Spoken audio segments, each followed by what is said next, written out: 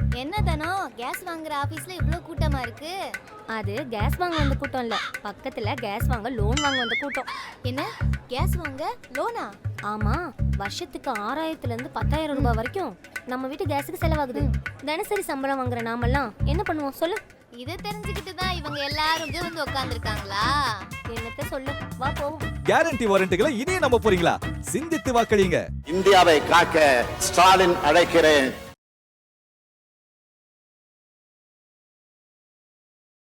தங்கம் வாங்க போறீங்களா அல்லது தங்கம் ஏற்கனவே வாங்கியிருக்கீங்களா? தங்கத்தை அடகு வச்சிருக்கீங்களா? உங்க எல்லாருக்கும் அவசியமான வீடியோ இது. தங்கம் விலை வரலாறு காணாத உயர்வு. மோடியினுடைய ஆட்சியில 51,000 ரூபாய் ஆயிடுச்சு. 25,000 ரூபாய்க்கு கீழே இருந்துச்சு 5 வருஷத்துக்கு முன்னாடி. 5 வருடங்களில் 100 மடங்கு விலை உயர்வு. இதை ஏற்கனவே ப்ரெடிக்ட் பண்ணி இந்த பொருளாதார ஜோதிடர்னு நான் வந்து கிண்டலா சொல்லுவேன், நம்ம ஆனந்த் சீனிவாசனை கரெக்டா சொன்னாரு. அந்த மாதிரி தங்க விலை ஏறும்பான்னாரு நம்ம தமிழ் கேள்வியில தான். அது இவ்வளவு ஏறும்னு எனக்கு தெரியல. மோடி மீது வைத்த நம்பிக்கையில் சொன்னார்னு நினைக்கிறேன். இப்போ வரலாறு காணாத விலை உயர்வு. அதுல நம்முடைய அண்ணாமலை அதை வந்து ஒரு செய்தியாளர் கேட்கும்போது அண்ணாமலை வரலாறு அதெல்லாம் தெரியாம பேசக்கூடாது அப்படி இப்படின்னு கத்துறாரு.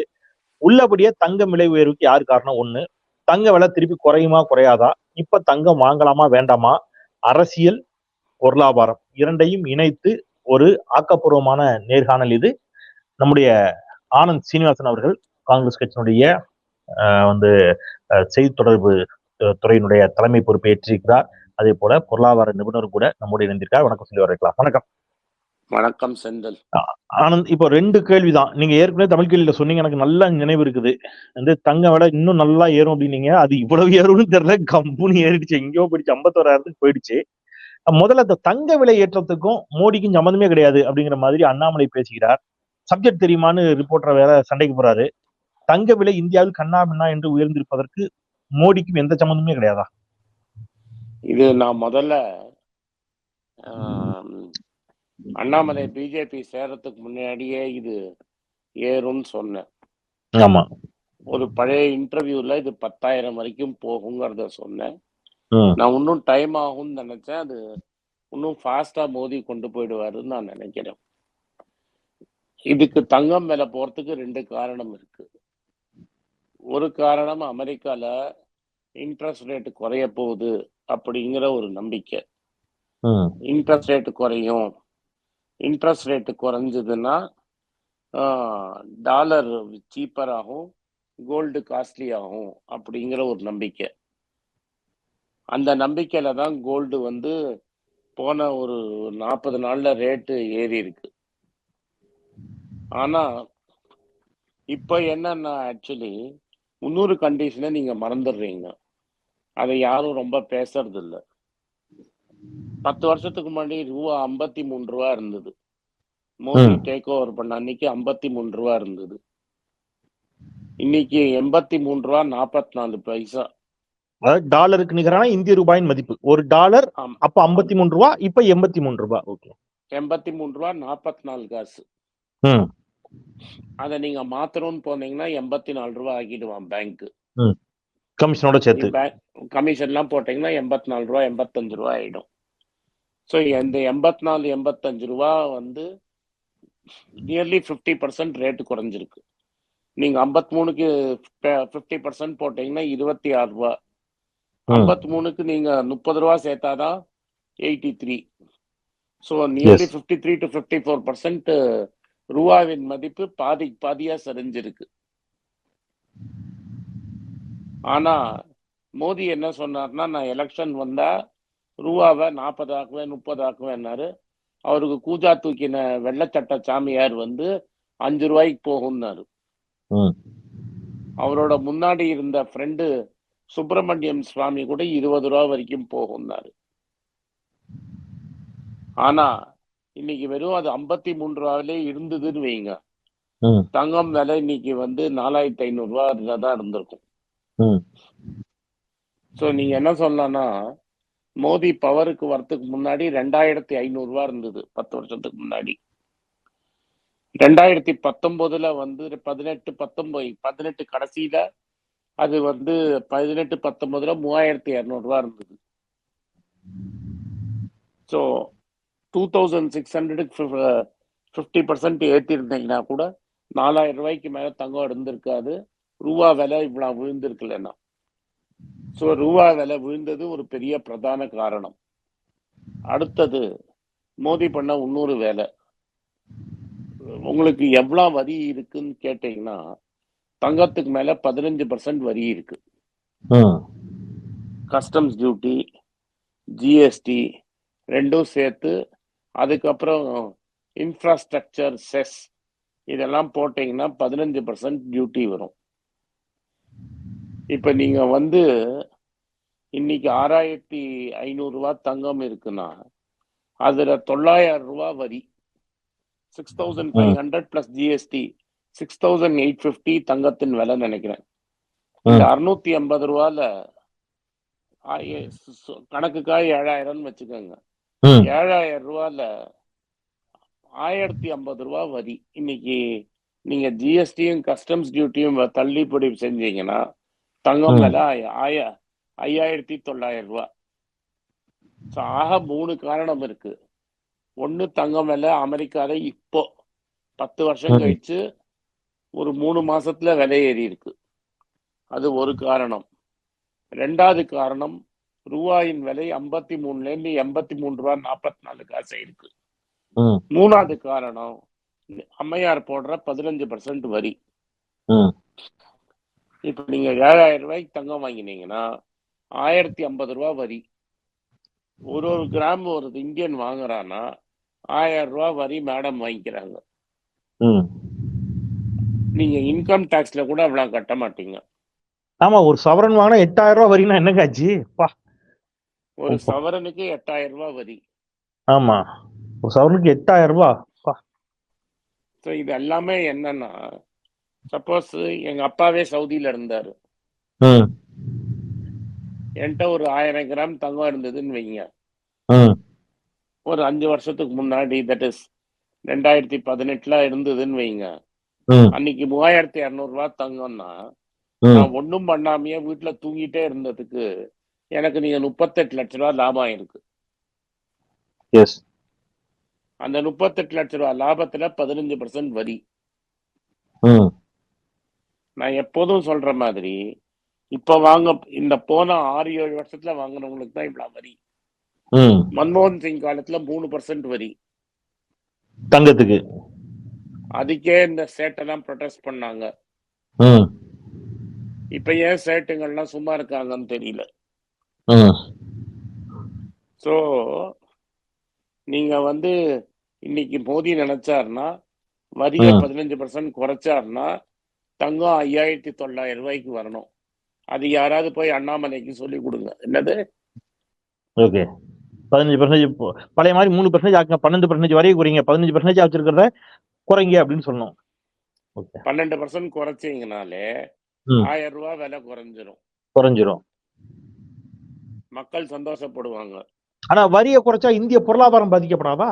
இந்தியா முக்கியம் இல்லையா? நமக்கு தேசம் முக்கியம் இல்லையா? பாரத் மாதா கி ஜெய் அதெல்லாம் நம்ம கவனத்துல எடுத்துக்க வேண்டாமா? இல்ல, என்ன தங்கத்துல டாக்ஸ் போட்டு எங்க போகுது?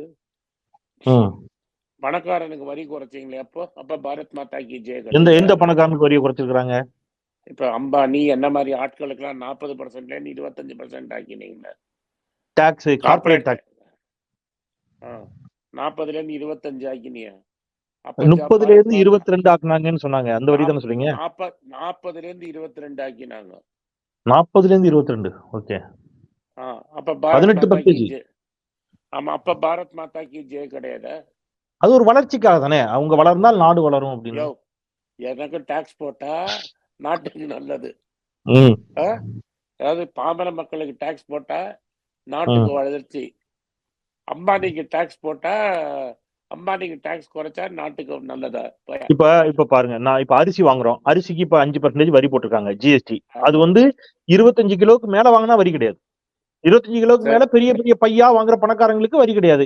நான் 10 கிலோ 15 கிலோ வாங்குறவனுக்கு தானே வரி போட்டிருக்காங்க. அதேதான் நான் சொல்றேன். மிடில் கிளாஸுக்கு வரி. இந்த நாட்டுக்காக நம்ம இதை கூட தாங்கிக்க மாட்டோமானு சார்? பணக்காரன் தாங்கட்டுமேங்கிறேன். ஓகே, பணக்காரன் ஏன் தாங்க கூடாது? கரெக்ட் தான். நான் ஒண்ணுமே பண்ணாம வீட்லயே உட்காந்துட்டு செந்தில்கிட்ட பேசி 40 லட்சம் ரூபாய் சம்பாதிச்சிருக்கிறேன். அந்த 40 லட்சம் ரூபாய் தங்கமா வச்சிருக்கேன். எங்கங்க அதனால எங்க எனக்கு எனக்கே தெரியாதுங்க. எவ்வளோ பங்கு கொடுங்க பாதி. ஒரு பேச்சுக்கு சொல்றீங்களா? ஓகே. நான் கூட 1000 பரவாயில்ல. கிராம் நம்மட்ட பேசி ஓகே. எங்க அப்பா 1000 கிராம் விட்டு போயிருந்தான்னு சொன்னேன் நான். ஓ! அப்படி. அத சொல்றீங்க. அது வச்சிருக்கீங்க. ஓகே. நான் இல்ல, என்கிட்ட இல்ல. உங்க அப்பா சரி. இப்ப எனக்கு எனக்கு அப்புறம் எங்க வீட்டுல யாரும் கிடையாது. அதனால நான் தங்கம்லாம் வச்சுக்கல. சரி. ரைட்டுங்களா? பட் இப்ப நான் வந்து இப்போ நார்மலா இருக்கிறவங்க, எங்க அப்பா ஃப்ரெண்ட்ஸ் அவங்க எல்லாம் அவங்க பசங்களுக்கு 1000 ரூபாய் 1000 கிராம் வச்சிரு. அப்பெல்லாம் 120 பவுனுங்கிறது ரொம்ப சிம்பிள். ஆமா சிம்பிள் தான். நான் சொல்றது எப்போ 96 97 ஆமா. ஒரு கிராம் 1000 ரூபாய்க்கு கம்மியா இருந்தது. ம். கிராம் 1000 ரூபாய்க்கு கம்மியா இருந்தபோது வெளிநாட்டுல வேலை செய்யறவங்க 1000 பவுன் போட்டிருப்பாங்க, 1000 கிராம் போட்டிருப்பாங்க. ம். அந்த 1000 கிராமுக்கு 5 வருஷத்துல நீ 40 லட்சம் ரூபாய் கொடுத்துருக்கிறிய. ஓகே. இப்ப இருக்கிறவன் எப்படி அந்த 1000 கிராம் சேர்க்கறது? கஷ்டம்தான். சோ நீ என்ன பண்ணிருக்கிறன்னா இருக்கிறவனுக்கே நிறைய கொடுத்துனே இருக்கிற. இப்ப ஸ்டாக் மார்க்கெட்ல இருக்கிறான்னு வச்சுக்கோ, ம். போன 5 வருஷத்துல பயங்கரமா அடிச்சிருப்பான். ரைட்டா? ஏன்னா நான் அதுதான் என் தொழில். ம். பயங்கரமா சம்பாதிச்சிருப்பான். நான் ஒண்ணுமே பண்ணாம வீட்டுல உட்காந்து 3 வேளை சாப்பிட்டு நான் சம்பாதிச்சிருக்கிறேன். ம். இப்ப நீங்க வேலைக்கு போறவனால அந்த பணம் யோசிச்சே பார்க்க முடியாது. ஓகே. நீ யோசிச்சே பார்க்க முடியாது. ம். நான் சொல்றதெல்லாம் நீங்க பண்ணிருந்த சில இதெல்லாம் பண்ணதுல கண்ணை மூடி கண்ணை திறக்கிறதுக்குள்ள ஒரு 7 லட்ச ரூபா 8 லட்ச ரூபா பார்த்திருப்பீங்க. ம். அப்போ என்ன ஆகும்னா ஆல்ரெடி எவன்கிட்ட பணம் இருக்கோ அவனுக்கு நீங்க சப்போர்ட் பண்ணிட்டே இருக்கீங்க. எஸ். இப்ப செந்தில் வேலை செஞ்சுட்டே இருக்கணும், ம். ஆனந்த் ஸ்ரீனிவாசன் உட்கார்ந்து சாப்பிட்டுக்கிட்டே இருக்கணும். அதான் லாஜிக். ஓகே. எவ்வளவு கஷ்டம் பாருங்க உட்கார்ந்து சாப்பிடுறது. இது 100% இது ஒருவேளை முன் ஜென்மத்தினுடைய விதி இறைவன் அந்த மாதிரி ஏதாவது இருக்குமா? அது நம்ம செய்த முன்னோர்கள் செய்த பாவம் அதெல்லாம் அந்த மாதிரி ஏதாவது பரிகாரம் ஏதாவது இருக்கா அதுக்கு? யோ எவ்வளவு பேர் வந்து முன்ஜென்மம் அதானி அப்பா என்ன சாக்ரிஃபைஸ் பண்ணாரு? கேட்கணும். ஏதாவது நியாயமான கேள்விதான். பெரிய புண்ணியம் ஏதாவது பண்ணிருப்பாரு தெரியல. அதான். சோ யார்கிட்ட முன்னாடியே பணம் இருக்கோ பத்திரமா வச்சிருக்கானோ. ஆனா இப்ப நீங்க சொல்றதுல இப்போ உங்ககிட்டயோ அல்ல உங்களை விட்டுருங்க, நீங்க பணக்காரரு இணைய மாதிரி ஆட்கள் எடுத்துக்கிடுங்க. நாங்க தேர்தல் பத்திரம் மூலம் அவருக்கு பணம் கொடுக்க மாட்டோம்ல. இப்ப தேர்தல் பத்திரம் மூலம் அவருக்கு கொடுக்கறவங்களுக்கு தானே அவர் உதவி செய்வாரு. இப்போ டிவிஎஸ் பேர் அதுல வரல. ஆமா. டாடா பேர் அதுல வரல. ஆமா. காட்ரேஜ் பேர் அதுல வரல. அவன் லாபம் சம்பாதிச்சுன்னு தானே இருக்கிறான். உன்கிட்ட ஆல்ரெடி பணம் இருக்கா இல்லையாங்கிறது தான் கேள்வி. ஆல்ரெடி நான் பிசினஸ்ல இருக்கேன், ஆல்ரெடி எனக்கு வீடு வாங்கி 2014க்கு முன்னாடி எவன்லாம் வீடு வாங்கினான்னு அவனுக்கெல்லாம் யார்கிட்ட தங்கம் இருக்கு, யார்கிட்ட ஷேர் இருக்கு, யாருக்கு ஆல்ரெடி பிசினஸ் இருக்கோ அவன் தான் பணக்காரனா இருக்கான். எவன்லாம் வேலைக்கு போனானோ அவன்லாம் காலி. இந்த ஒர்க்கிங் கிளாஸ்ங்கிறது காலி. அதுக்கப்புறம் சிறு தொழில் செய்யறவங்க ஒழிச்சுட்டாங்க ஒரேடியா. எம்எஸ்எம்இக்கெல்லாம் வந்து ஜிஎஸ்டி போட்டே ஒழிச்சிட்டாங்க. பில்டிங் கட்டுறவனெல்லாம் ஒழிச்சிட்டாங்க. ரியல் எஸ்டேட் பண்றவனெல்லாம் ஒழிச்சிட்டாங்க. நீங்க எம்எஸ்எம்இன்னு சொன்னோன்னா சார் நான் குறிக்கிறதுக்கு மன்னிக்கணும். ஆனால் எம்எஸ்எம்இன்னு சொன்னோன்னு எனக்கு நினைவுக்கு வருது. இப்ப நான் கோவை உள்ளிட்ட பகுதியில் அப்கோர்ஸ் பரப்புரைக்காக நாளைக்கு நான் கோவையும் போறேன். இந்த எம்எஸ்எம்இக்கு இப்ப புதுசா ஒரு டாக்ஸ் கொண்டு வந்திருக்கிறாரு அப்படின்னு ஒரு செய்தி வந்து நம்ம ஏற்கனவே பேசியிருந்தோம். அதாவது நீங்க 5 கோடி ரூபாய்க்கு கீழே வணிகம் செய்யக்கூடியவர்கள் யார்கிட்டையாவது அவங்க ப்ராடக்டை கொடுத்தா 15 நாளுக்குள்ள அவங்க வந்து பணத்தை கொடுக்கணும். இல்லைன்னா அதுக்கு வந்து அது அவங்களுடைய அசட்டா கணக்கிடப்பட்டு டாக்ஸ் வரும்னு ஒண்ணு சொன்னாங்களே, அது அதை பத்தி? அதெல்லாம் ஒண்ணும் கிடையாது. அதெல்லாம் சும்மா நம்ம சொல்ல வேண்டியது. ஏன்னா இப்ப என்ன ப்ராப்ளம் நான் சொல்றேன், அதை எது கண் துடைப்பது என்னன்னு சொல்றேன். இப்போ சப்போஸ் நான் வந்து ஒரு பெரிய டாடா மாதிரி பஸ் கம்பெனி வச்சிருக்கேன். ஏன்னா அந்த நியாயஸ்தம் பேரே பேசுவோம். ஏன்னா டாடா திருடன் யாரும் சொல்ல முடியாது.